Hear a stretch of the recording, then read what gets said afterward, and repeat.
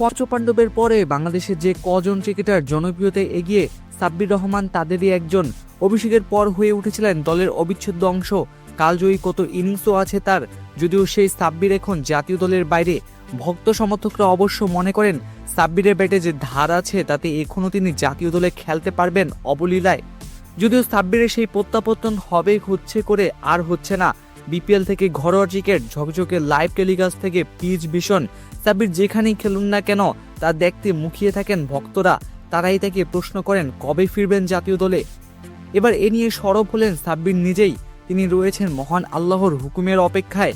ঈদ উল ফিতরের প্রাক্কালে নিজের ফেসবুক পেজে দেওয়া পোস্টে এই হার্ড হিটার ব্যাটার লিখেছেন, আমাকে বেশিরভাগ মানুষ একটা প্রশ্ন করে যে আমি কবে জাতীয় দলে খেলবো অথবা কবে ঢুকবো, তো আমার উত্তর হয় আল্লাহ পাক যেদিন হুকুম দেবেন সেই দিন ইনশাল্লাহ।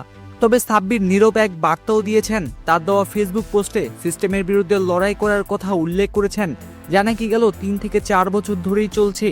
তিনি লিখেছেন, আমার যুদ্ধ সমস্ত সিস্টেমের সাথে, যা আমি শেষ 3 থেকে 4 বছর ধরে করছি এবং আমি করে যাব ইনশাল্লাহ। ফেসবুক পোস্টে সবার কাছে দোয়া চেয়ে ঈদের শুভেচ্ছাও জানান 34 বছর বয়সী তারকা ক্রিকেটার।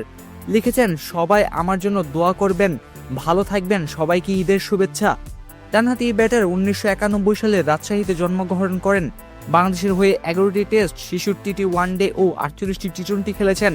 2014 সালে অভিষেকের পর 2022 সালে জাতীয় দলের হয়ে সর্বশেষ ম্যাচ খেলেছেন সাব্বির।